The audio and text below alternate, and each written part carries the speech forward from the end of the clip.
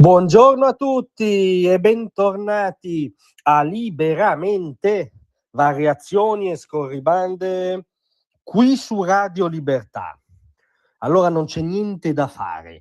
La sinistra, anche quella diciamo non antagonista, non dichiaratamente estremista o piazzaiola, a meno che esista ormai una sinistra, come dire, in realtà priva di queste caratteristiche, ma almeno formalmente anche la sinistra istituzionale che amministra grandi importanti città del paese, che ha delle maggioranze composte anche sulla carta da moderati e riformisti, nella realtà continua a avere grossi, enormi problemi col concetto di proprietà privata, con l'idea di legalità, e invece continua a provare istinti amorosi irrefrenabili per i centri sociali e l'illegalità diffusa che è l'ambiente, a essere generosi, in cui costoro sguazzano.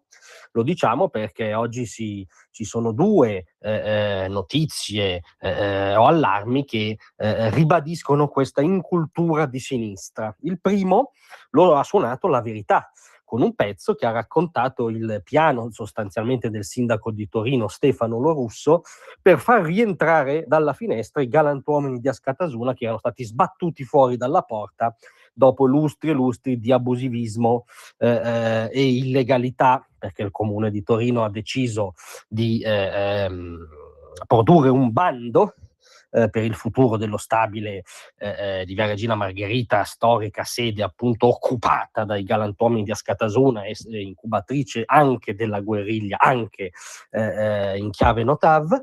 C'è un problema però, fa notare giustamente La Verità. Primo, questo bando non prevede una clausola, diciamo, antiviolenti o antimorosi, cioè non prevede il divieto esplicito di partecipare a gruppi che abbiano contaminazioni oggettive con l'antagonismo e anche la guerriglia Notav, e che in passato già abbiano per lustri e lustri violato la legge in quell'edificio. Cioè non c'è una clausola anti-Askatasuna che invece dovrebbe essere la premessa di un ripristino autentico della legalità in quell'edificio. Nel bando, anzi, fa notare La Verità, si allude a percorso per destinarlo a attività di carattere sociale, educativo, ricreativo e aggregativo, così da generare nuove opportunità di inclusione, che sotto la supercazzola general generica può aprire la strada ovviamente a quel falso mito della socialità che portava avanti Askatasuna e chi la fiancheggiava, a un comitato di quartiere dietro cui ci sia Askatasuna. Insomma, è concreto il rischio che i galantuomini squadristi e fascisti di Askatasuna rientrino grazie a un bando ritagliato ad hoc dal comune. C'è poi la storia surreale dello spin time a Roma.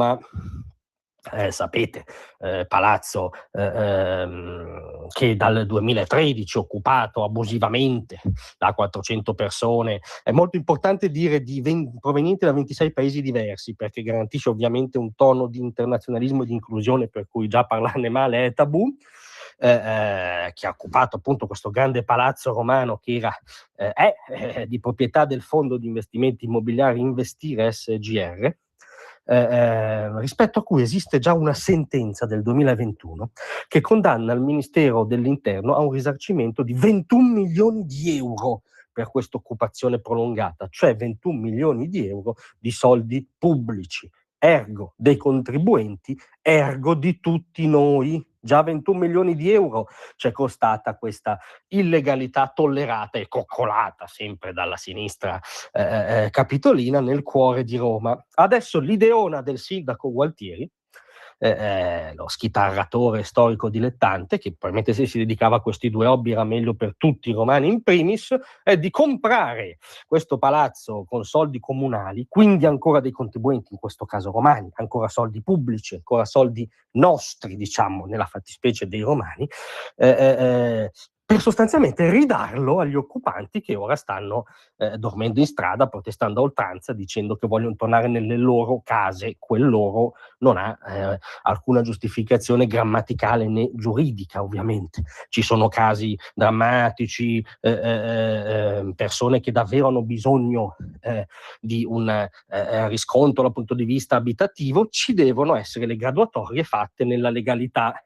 il Comune di Roma invece non riesce ad assegnare 10.000 degli 81.000 edifici di edilizia popolare, ma vuole comprare il palazzo occupato con soldi pubblici per ridarlo agli occupanti abusivi. Allora, se voi unite queste due storie che rimandano a Gualtieri Lo Russo, cioè in teoria appunto non Lenin e Che Guevara, ma vi rendete conto che l'attrazione fatale della sinistra per i centri sociali, l'antagonismo, l'illegalità e la refrattarietà atavica al concetto della proprietà, che è sinonimo di libertà, è sempre più radicato. È una sinistra nei fatti anche amministrativi sempre più estremista.